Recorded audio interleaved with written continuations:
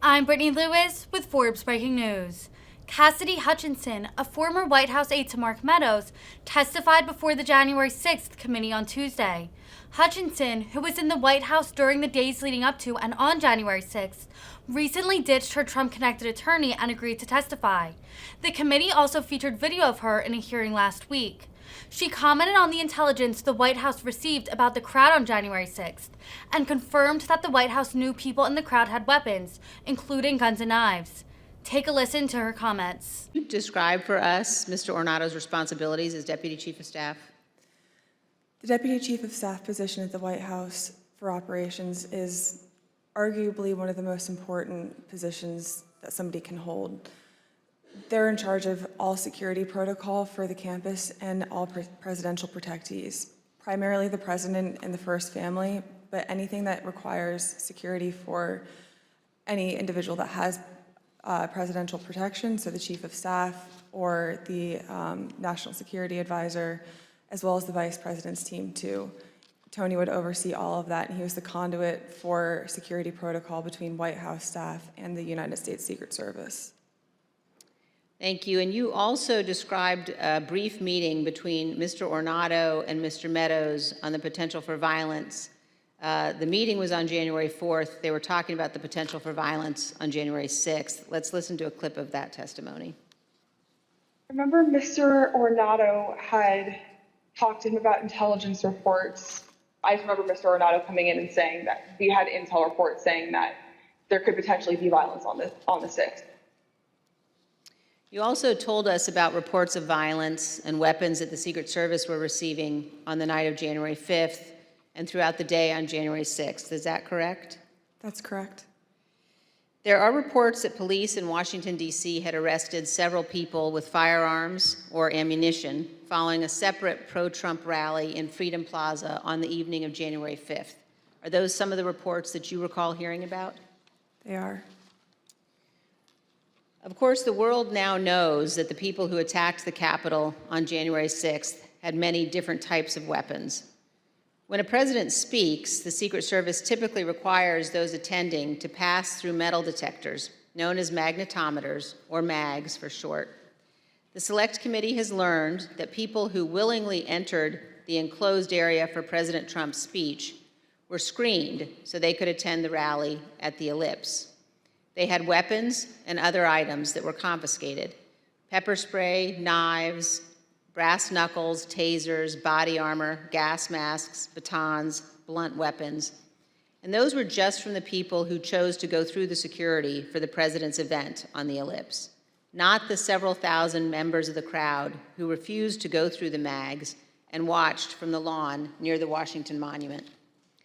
The Select Committee has learned about reports from outside the magnetometers and has obtained police radio transmissions identifying individuals with firearms, including AR-15s, near the Ellipse on the morning of January 6th. Let's listen. There's an individual who's in a tree. He's going to be a white male, about 6 feet tall, thin build, brown cowboy boots. He's got blue jeans and a blue jean jacket, and underneath the blue jean jacket, the complainant saw stock with AR-15. He's going to be with a group of individuals, about five to eight other individuals. Two of the individuals in that group at the base of the tree, near the porta potties, were wearing green fatigues, green olive drab style fatigues, about 5'8", 5'9", skinny white males, brown cowboy boots. They had Glock-style pistols in their waistband. 8736 with the message that subject, weapon on his right hip. After that, he's in the tree. Motor 1, make sure PPD knows they have an elevated threat in the tree south side of Constitution Avenue. Look for the Don't Tread on Me flag, American flag face mask, cowboy boots, weapon on the right side hip. I got 3 men walking down the street in fatigue while carrying AR-15s. Copy at 14th and Independence.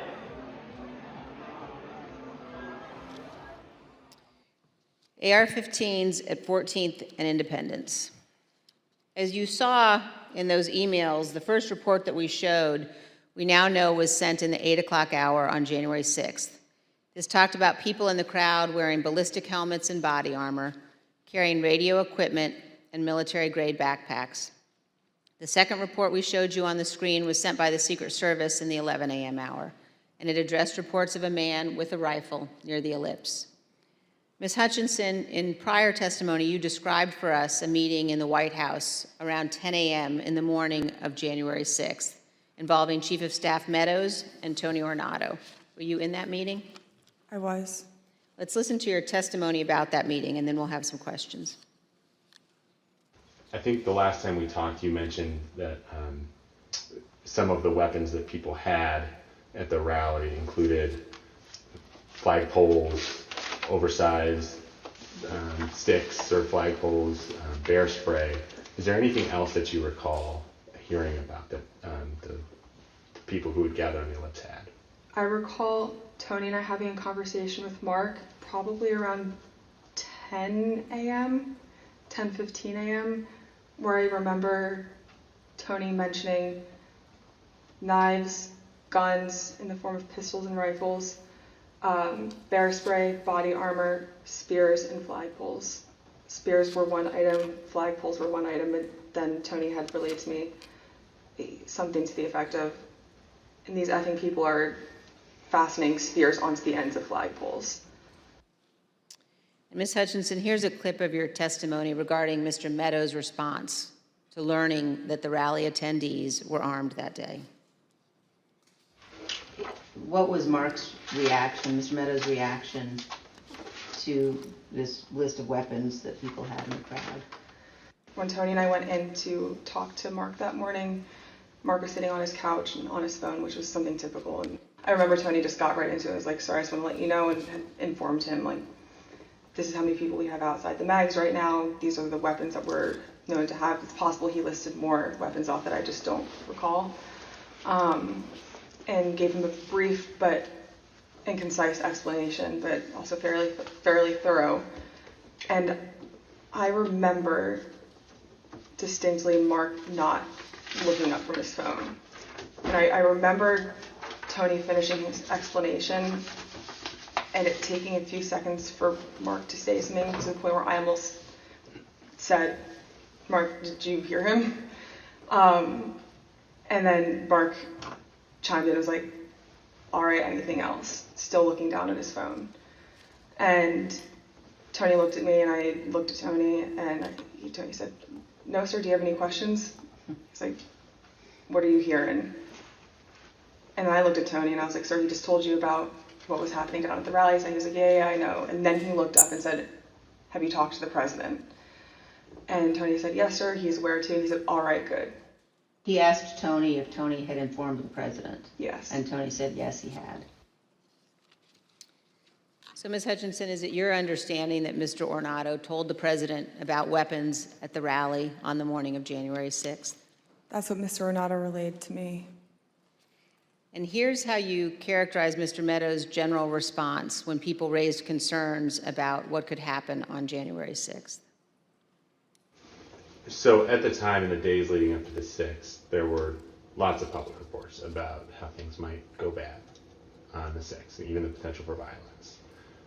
If I'm hearing you correctly, what stands out to you is that Mr. Meadows did not share those concerns, or at least did not act on those concerns?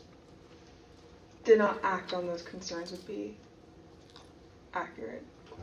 But other people raised them to him? Like in this exchange, you mentioned that Mr. Ornato pulled him aside. That's correct.